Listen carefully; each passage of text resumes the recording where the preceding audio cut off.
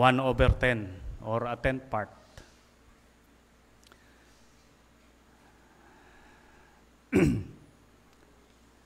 Madaming beses po na nakikita natin ito sa Biblia at napaka-pamilyar.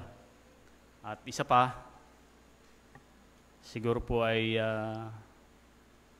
hindi na iba sa atin ito dahil tayo po ay nakapag-aral sa eskwelahan. Mayroon tayong favorite subject, yung math. Yung iba ay sabi nila, hindi yan ang subject para sa akin. Ako po ay ganun din, nung elementary days ko po ay iniiwasan ko itong mathematics. Pero habang nag-aaral po ay natututunan ko siyang, habang naunawaan mo siya, parang mas napapalapit ka sa kanya. So, isa po ito. Kahit sa Biblia ay napaka-specific po ng Panginoon. Yung mathematics ay hindi talaga natin maialis, talagang laging nandyan. So 1/10, it's a fraction, it's a mathematical expression, isa pang unit of measurement. Marami pong passage sa Bible, isa po doon yung Exodus chapter 16, verse 36, kung saan ay pinapakita po doon yung Omer. Omer is a tenth part of an ipa. So ibig sabihin 1/10 ng ipa. Sa Ezekiel chapter 45, ganun din. Dito naman, sinasabi na yung ipa at saka yung bat ay iisang sukat, which is 1/10 din ng Omer. So, iniisip ko po, bakit kaya pinag-iba pa yung ipa at saka yung bat? Sa unawa ko po sa salita ng Panginoon, yung ipa ay para dun sa mga dry, yung mga grain o kaya ay mga powder, Yung bat naman, pag wet ang iyong mini-measure. So, yun po yun. Yun ang pagkaunawa ko. Isa pa po, yung 1/10 ay isa ring fraction or a ratio. Sa pag-aalay po kasi doon sa Panginoon nung panahon ni Moses, panahon ng mga Levites, katulad nung nabanggit ko kanina, napaka-specific ng Panginoon. Gusto niya eksaktong sukat, kung anong gagawin, ay lahat po yun ay nakadetalye, detalyado. Hindi ka pwedeng sumablay. At saka napakahigpit, lalo na po sa paggawa ng kasalanan. Katulad na lang po sa araw ng Sabat, kung hindi ka mangingilin, ay death po ang kapalit. Samantalang sa atin ngayon, napakaluwag. Hindi ka makapag-church o hindi ka makadalo sa gawain ng Panginoon. Nandun, pinagpapala ka pa rin ng Diyos, binibigyan ka pa rin ng buhay, ng kalakasan. Kaya yun po, yun ang object natin ay maging mapagpasalamat. So, yun nga po, isang fraction. Dito naman, ang binabanggit sa Leviticus, chapter 14, verse 21, ayun namang pagsukat nung kanilang alay, yung trespass offering, which is, ang sabi doon, kailangang merong 10 bahagi nung pine flour mingle with oil. So, yun po yung mga passages sa Biblia kung saan ay nababanggit po itong tenth part. Ang isa pa po ay sa pagbubuwis, yung taxation. Kahit po nung unang panahon ay meron na pong yung tax. Panahon po ito ng panahon ni Haring Saul. Nung humingi, kung pamilyar po kayo sa verse na ito, ay ito po yung pagkakataon na yung mga Israelita ay humingi kay Samuel, kay Prophet Samuel ng hari. Dahil matanda na si Samuel, yung mga anak niya ay walang karapat-dapat na humalili sa kanya. So, ang sabi nila, bigyan mo kami ng hari. Sabi ni Samuel dito sa 1 Samuel chapter 8 verse 17. Ito yung isa sa kapalit. kung hihingi kayo ng hari, ay yung 10 bahagi ng inyong tupa, ibibigay nyo sa hari. Ganon din sa kanyang mga tagasunod. Ang isa pa po, ang 1/10, yung tithe ng Old Testament, ay dito rin po kinuha, 10 bahagi. Makikita po natin yan sa Genesis, sa Leviticus, even sa Hebrews, ay naroon po ang 10 bahagi. So, 1/10.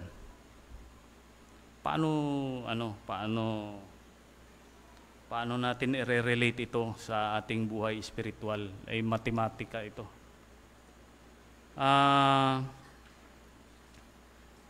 Ang isa pa po palang kasali dito ay yung part na para sa mga Levitico, sa mga Levites. Yun nga, yung tithes, yun ay hiningi ng Panginoon para i-sustain yung mga pangailangan ng mga Levites ng panahon na yan. So, a 10th part, sa kanila po yun napupunta. So, 10 bahagi, doon sa ating binasa, sa aklat ni Luke, meron po dong 10 leproso, yung may leprosy. Doon sa Old Testament times, from the Old Testament times to the time of Jesus Christ, meron pong leprosy. Merong, yung sakit na yun, ketong. At ito po ay dreaded o kinakatakutang sakit dahil wala pong gamot. Nung panahon pong yon, pagka nagkaroon ka nito, ang titingin sa iyo o ang maggagamot sa iyo o magdideklara na ikaw ay wala nang gumaling ka na, ay yung mga pari o yung mga Levites, yung mga itinakda na o kaya yung high priest, sila yung nagsusuri sa iyo kung ikaw ay meron nito.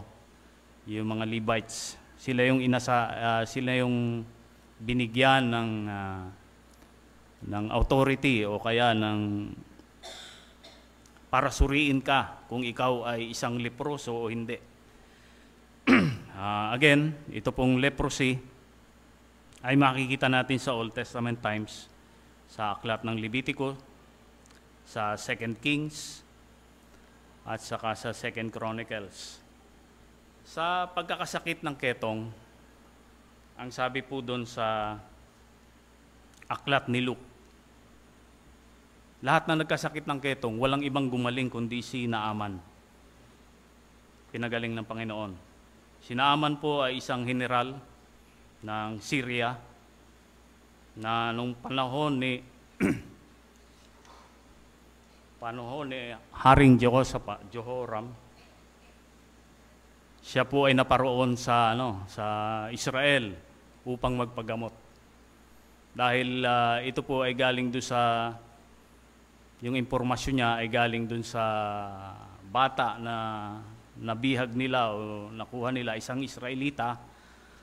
Nakita nung Israelita na siya ay may leprosy. Sabi niya, merong manggagamot doon sa Israel. Kaya kang pagalingin. Kaya nung panahon na yon, on and off ang gera sa pagitan ng mga Syrians at saka ng mga Israelites. Alam po natin na yung Israel ay nahati sa dalawa, Northern at saka Southern Kingdom.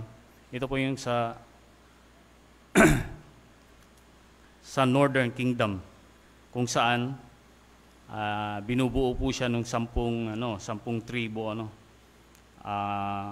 Nahiwala yung isa, yung Judah, Kingdom of Judah, ito naman Kingdom of Israel. So si Haring Joram po ang hari noong panahon na yon. At nung panahon na yon, sabi nung si Naaman, kinausap niya yung hari nila, hari ng Syria, which is on that time ay si Ben-Hadad II. Ang sabi niya, gusto kong magpagamot. Ang sabi naman ng hari niya, sige, susulat ako kay Haring Jehoram. At gano'n na po ang nangyari. Dinala niya yung sulat, nagpunta siya doon kay Jehoram. At pagkakita ni Haring Jehoram doon sa sulat ni King Ben-Hadad II, ay naguluhan siya dahil sabi niya, nung panahon kasing yon ay off yung war. So, kumbaga, hindi sila naggegera nun. Sabi niya, ano kayong gustong mangyari na naman itong si Ben-Hadad? Mag-away na naman kami, maggera na naman. Dahil paano ko pagagalingin ang isang meketong katulad ni Naaman, Hindi naman ako Diyos para pagalingin. At ang hinapak po niya yung damit niya. Dahil yun nga, ang ibig pong sabihin nun, naghahanap ng away itong naghahanap siya ng dahilan para makipagdigma na naman ang Israel at saka ang Syria. So nakarating po ito kay Elisha, Sabi niya, papuntahin mo sa akin itong si Naaman at ako ang magpapagaling sa kanya. So, sa madaling salita po, ay napunta si Naaman kasama yung kanyang mga kawal at saka yung kanyang dalang regalo. Punta siya kay Elisha at pagdating doon, hindi siya hinarap. Sabi niya, ang layo ng, siguro sa on my own words, ang sabi niya siguro ay, ang layo ng pinanggalingan ko, nilakbay ko para magpagamot, ngunit hindi siya hinarap ni Elisha. At ang pinaharap ay itong si Gehazi, yung alalay ni Elisha. Ang sabi kay Gehazi, sabihin mo dito kay Naaman, siya ay pumaroon sa Jordan River at ilubog niya yung sarili niya ng 7 beses.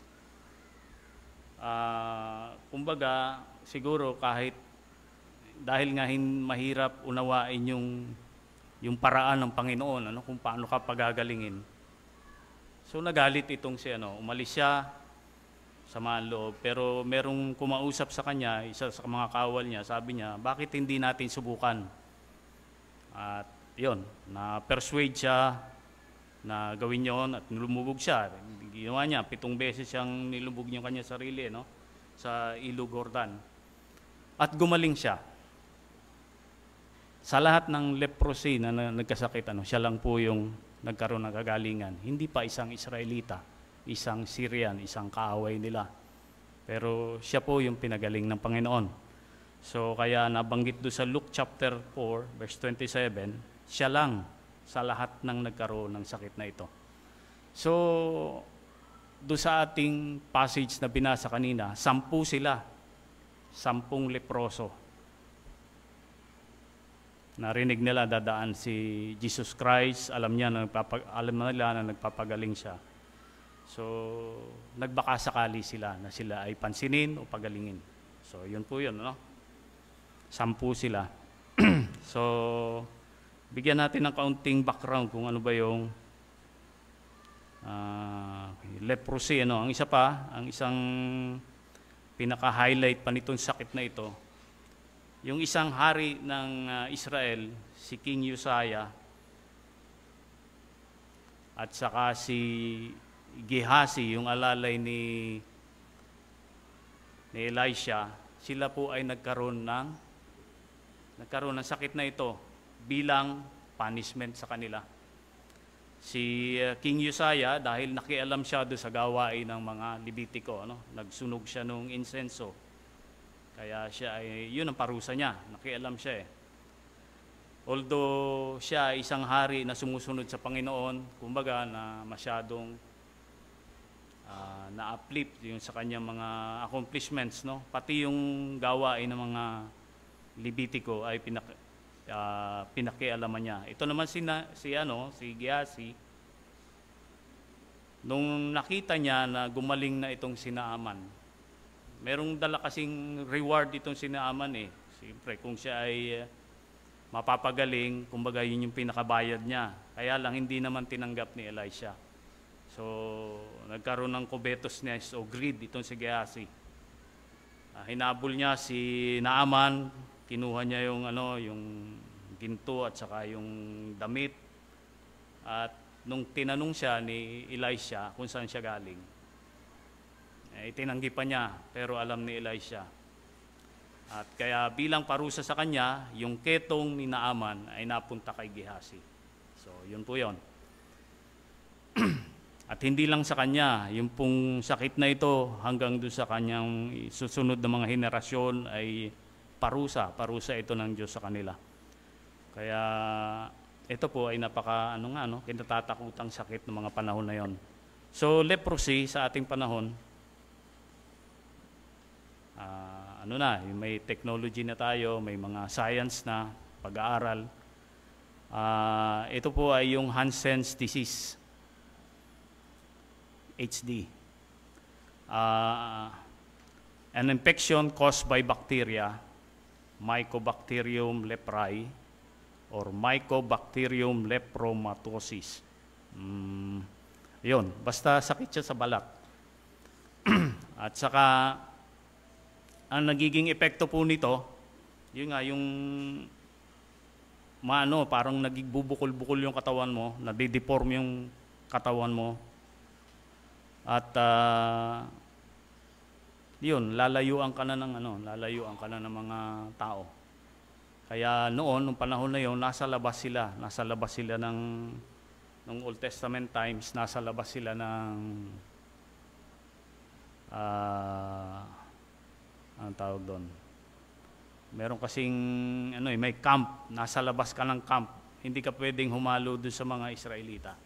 So habang yung science ay nade-develop at saka yung medisina, na-identify nila kung paano ito gagamutin. So na-invento yung tawag dito. Nakalimutan ko na. Anong tawag doon? Basta na-invento na yung gamot na yon. Wala pa. Anyway, so pagka-invento po nun, ibig sabihin, nagkaroon na ng kagalingan. So science and medicine may have identified the cause and provided a cure for leprosy in the physical body.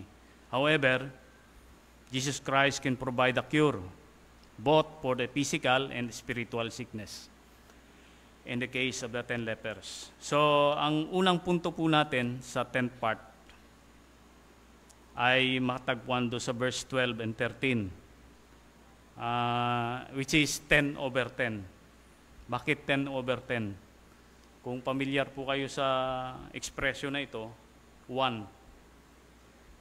Makakancel lang po yung 10/10.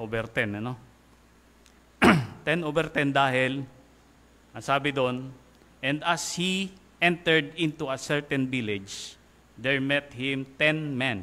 Ito yung unang 10. That were lepers, which stood afar off. And they lifted up their voices and said, Master, have mercy on us. Ngayon, habang sila'y nananaghoyo, tinatawag nila yung pansin ni Jesus Christ, ay sumagot ang Panginoon. Pinagaling sila. Bawat isa, yung kanilang kahilingan ay pinagbigyan ng Panginoon. So sinagot sila. Walang ginawa sa kanilang, hindi sila hinipo o tiningnan, wala. Basta ang word lang ang sinabi na pumunta kayo sa doon sa high priest, magpasuri kayo.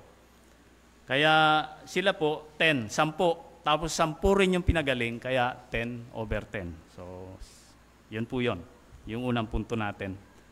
Ang pangalawa, 9/10. Sa verse 17, ang sabi doon, nung napagaling na, And Jesus answering said, Were there not 10 cleansed, but where are the 9? So, ito yung nawawala, yung mga hindi marunong magpasalamat. Ano? Siyam yung hindi marunong magpasalamat. Sa 10 pinagaling, siyam yung hindi na-appreciate yung ginawa ng Panginoon. So, there was failure in the acknowledgement of the healing given to the lepers. Ano po, normal sa mga katulad natin, sa mga taong katulad natin, ay magaling lang tayong humingi. Di ba? Galing manalangin. Hingi tayong trabaho, hingi tayo ng kagalingan. Kapag nakuha na, ay parang hirap na hirap tayo magpasalamat sa Panginoon. So, ito po yung siyam na yon. Ngayon, doon sa 10 na pinagaling, ito naman, 1/10, makikita natin doon sa verse 15. And one of them, when he saw that he was healed, turned back, and with a loud voice glorified God. With a loud voice glorified God.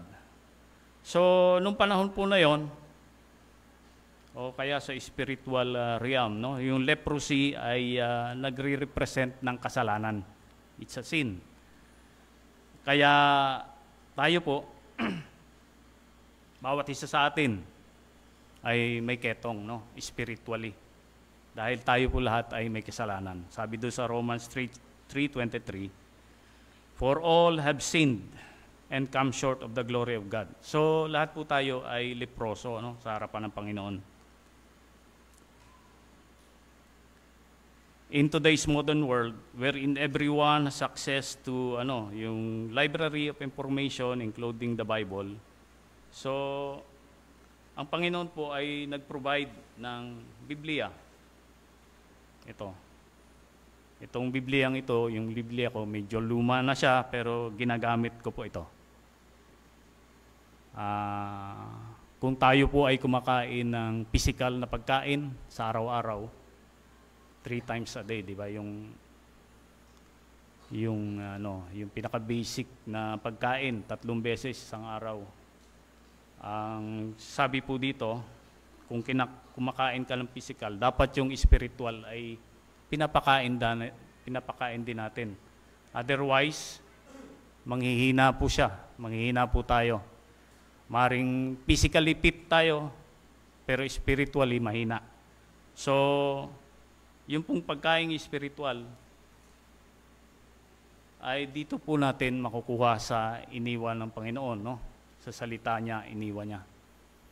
Ito po ay 66 books.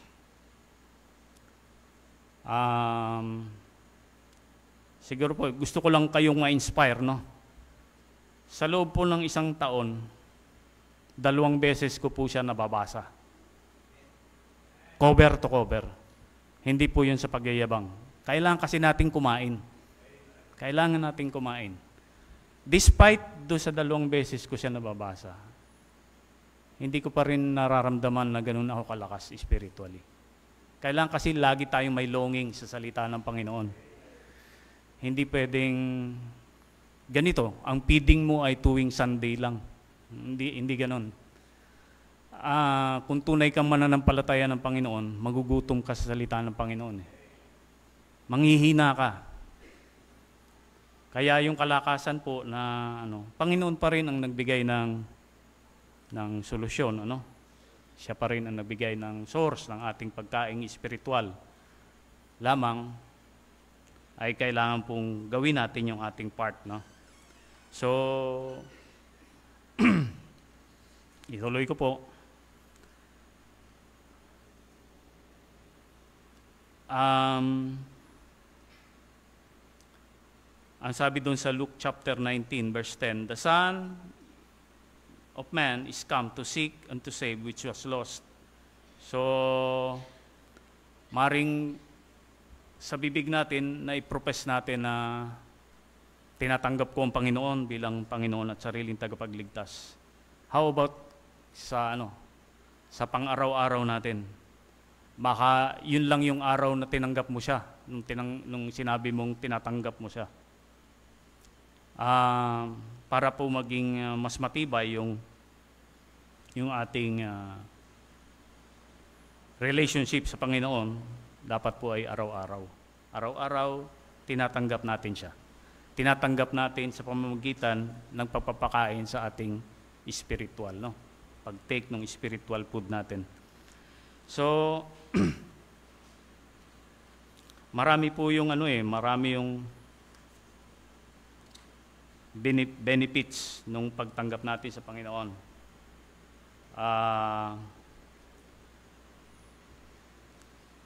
Ganito po usually yung yung pag tayo mananalangin, parang yung mangungutang ka. Nung humihingi ka, parang yang kinukulit mo ang Panginoon, ipagkaloob mo ito sa akin, kailangan ko ito. Pero nung ipinagkaloob na, yun, katulad nung Siyam na leper, no? Hindi sila marunong magpasalamat. At maaring, kumbaga, nagmalaki pa, no? So, sana po, sa araw-araw na ating pagganap sa ating buhay na ipinapahiram ng Panginoon, ay maalala po natin siyang pasalamatan. Dahil marami pong promises ang Panginoon na ipinagkaloob sa tunay na tumanggap sa Kanya. Yung forgiveness of our sins, wala ka ng condemnation, at bibigyan Kanya ng tahanan dun sa kalangitan, no? Sabi niya ay I go and prepare a place for you. Merong place na ibinibigay bukod dun sa eternal life, no? Kaya lang madaling tanggapin ang Panginoon, no? Madaling sabihin na tinatanggap kita, Panginoon. Kaya lang sa lahat ng pagtanggap o lahat ng mabuting nangyayari sa atin, meron yung katapat na meron yung kapalit. Dahil ang sabi ng Panginoon, if you love me, keep my commandments. Mahirap yun. Dadalawang commandment lang yun. Love God at saka love your neighbor. Love God and love your neighbor. Hindi madaling gawin. Yung neighbor mo, yun yung enemy mo eh. Sabi ng Panginoon, ibigin mo yung kaaway. Hirap nun, di ba? Mahirap. Mahirap gawin. Pero hindi po natin kakayanin kung walang tulong ng Panginoon. So, para po magawa natin, o para magtagumpay tayo, para makasunod tayo doon sa kalooban niya, ay araw-araw po ay hihingi natin yung gabay at patnubay ng Panginoon. Magpasalamat tayo sa lahat ng ibinibigay niya sa atin. At wag po tayong matulad doon sa Siyam na pinagaling. Matapos makuha yung kailangan nila, ay hindi na sila nagpakita sa Panginoon, Hindi na nila nakuhang magpasalamat. Ang gayahin po natin ay yung Samaritan, yung 1/10. Maging isa tayo doon sa 10 na pinagaling na nagpasalamat at in-acknowledge yung kabutihan ay ginawa ng Panginoon sa buhay niya.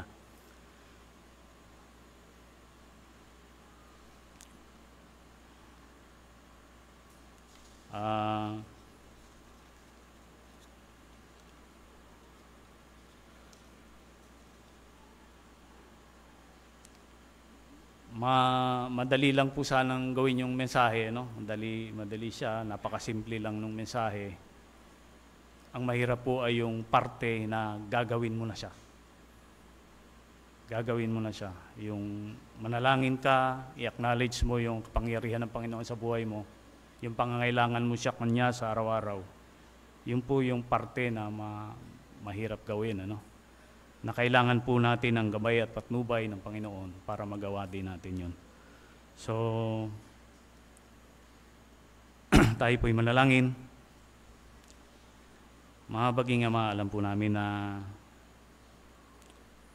hindi po namin kakayanin kung wala ka. Kung apart from you, ay we are nothing, Panginoon.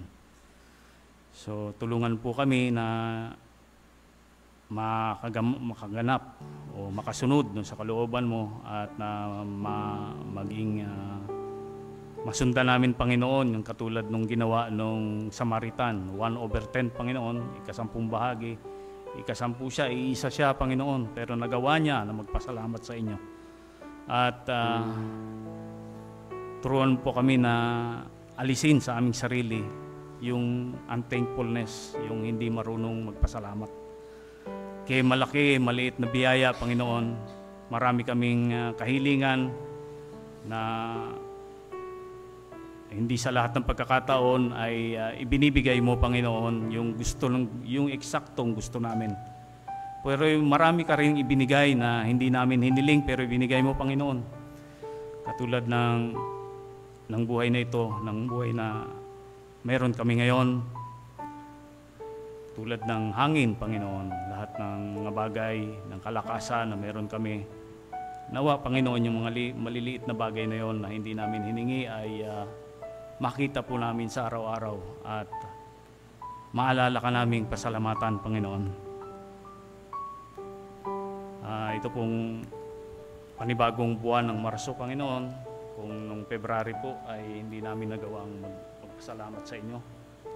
Hindi namin nagawang alalahanin lahat yung mga biyayang binigay mo sa amin. Ay sa nawa po itong buwan ng Marso, Panginoon, ay matulungan mo kami, magabayan mo kami, Panginoon, na magkaroon ng thankful heart, Panginoon. Katulad po nung Samaritan na nagpakita ng kababaang loob at in-acknowledge ang kabutihan mo. Ito po ay aking panalangin sa pangalan ng Panginoong Hesus. Amen.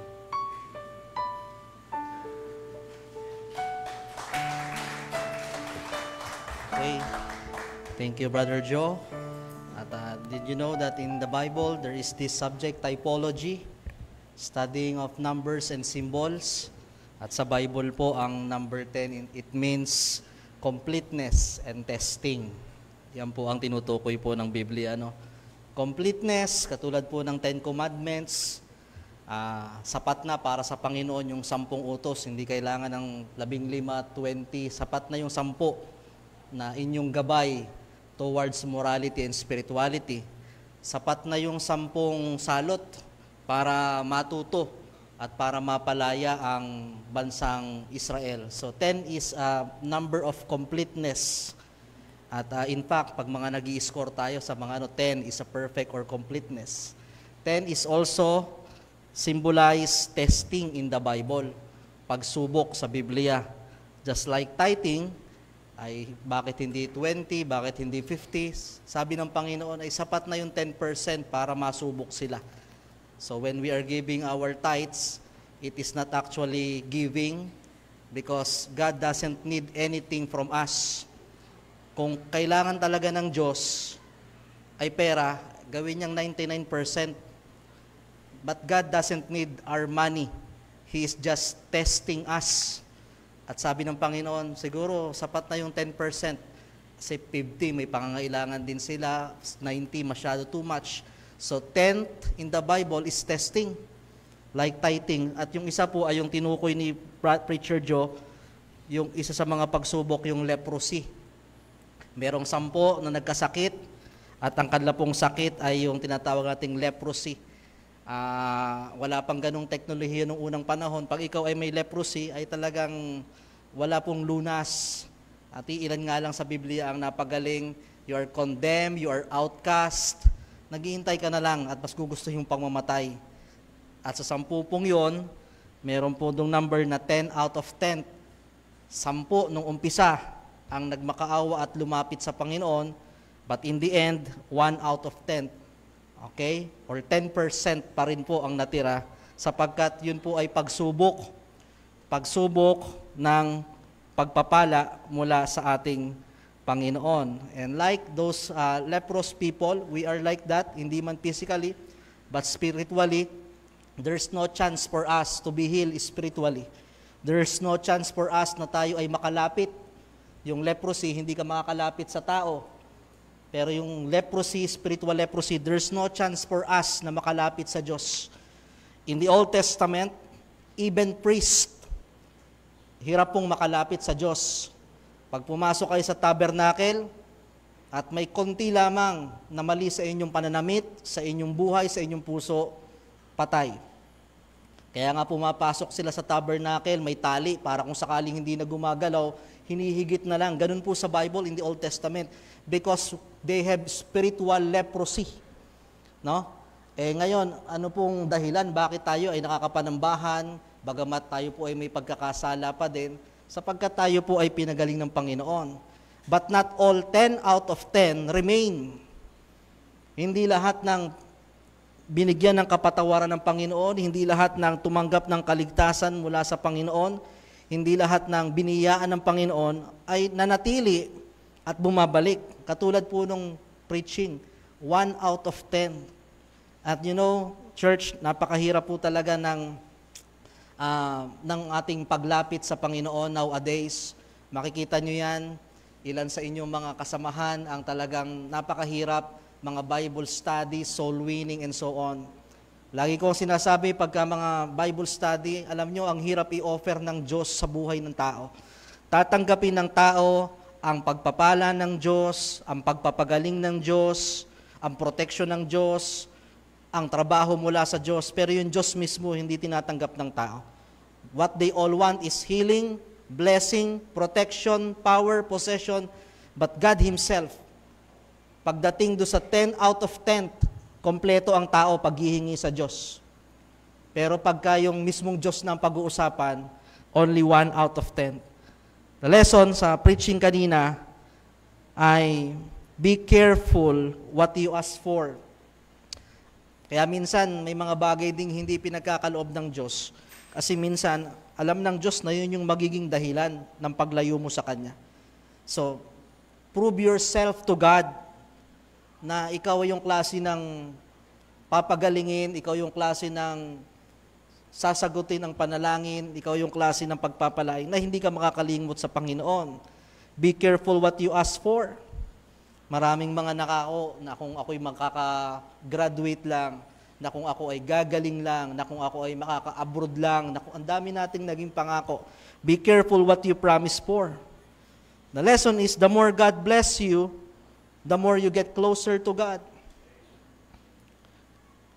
Kung yung ngang mga dumadaan sa matinding pagsubok, may karamdaman, financially down, wala silang trabaho ngayon, medyo weak sila, kung yung mga dumadaan sa pagsubok ay nagtatapat, anong dahilan mo na ikaw na pinagpala ng Diyos, pinagaling ng Diyos, binigyan ng trabaho ng Diyos, nakapag-aaral ng maayos, anong dahilan mo para lumayo sa Diyos?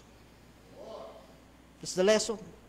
Ay kung yung mga iba nga na kung tutusin may karapatang sabihin nating lumayo at magtampo at umalis, pero dahil sa pananampalataya, naniniwala sa Diyos, anong dahilan mo na ikaw na dating walang-wala, pinagpala, na dating ikaw ay may karamdaman, pinagaling, na ikaw ay dating walang sasakyan, pinagpala ka, na ikaw na dating hindi mo alam kung paano makakatapos, nakatapos ka na, 10 out of 10. But among all those who wish for the things, the reality in the Bible, iisa, 90% hindi bumabalik. Kaya alam nyo, ang blessing, it can draws you closer to God. Pero may another form of blessing. Even in the Bible, Satan wants to bless Jesus Christ. Gusto niyang ibigay. Iyon na lahat ng nakikita mo, ng kaharian. Anong gusto mo? Jesus Christ, di ba yung test in the wilderness? Blessing yun materially. Pero anong kapalit? Di ba? Iwanan mo ang iyong pagiging Diyos. Alam nyo, merong isang klase ng blessing, na yung blessing na yon, ang kondisyon, layuan mo ang Diyos. The blessing of the Lord, it maketh rich, but He added no sorrow in it. Laging mo sinasabi, kahit maging matagumpay ka, pero pag wala na ang Diyos sa buhay mo, sorrow will come into your way. Kaya nga ang daming bakit artista na, ang daming mayaman na, ang daming bakit nasa kanila na, pero may mga nagpakamatay, may hindi masaya. Because True blessings from God, bagamat may problema, He will not add sorrow from it because ano yung pinakang malungkot sa buhay ng tao? Hindi yung mawala ng trabaho, hindi yung nagkasakit, ang pinakang malungkot sa buhay ng tao, yung mawala ang Diyos sa buhay niya. That's why, give God the reason to bless you. And He will bless you more according sa iyong kakayahan na panghawakan ang pagpapala ng Diyos. Mga kabataan at sino man, God will never be a hinder in any success because true success cometh from Him. Hindi ho pwedeng idahilan natin na ang aking panahon na igugugol sa Diyos ay magiging hadlang sa aking trabaho, sa aking pag-aaral, sa aking pamilya, sa aking bahay. Hindi po Kailanman hindi hadlang ang Diyos. Sa Kanya nang galing yung tagumpay na yan. It's a matter of accountability. It's a matter of papaano mo panghahawakan pag pinagpala ka na ng Diyos. I've seen many Christians, di ba? Dati ito lamang ang bahay. Nung nagkabahay, hindi na makaalis, puro construction. Hindi na makaalis, may mananakaw na sa bahay. Nung wala pang sasakyan, nakakarating, nung nagka-motor, nung nagka-four wheels, nandun na sa mga galaan lagi-lagi, hindi na nakakarating ng church. Diba? Sapagkat ang tao ay madaling makalimot. Pero bigyan nyo ng dahilan ng Diyos para i-bless pa tayo upang masabing tayo ay katiwala, steward ng pagpapala ng ating Panginoon. Kaya mapalad ang isang Kristiyano na pinagpala na pero nagtatapat pa. Amen? So salamat po sa message. It's a message of leprosy. Lagi natin tandaan, wala tayong ipagmamalaki sa Diyos. We are just product of grace. Ano?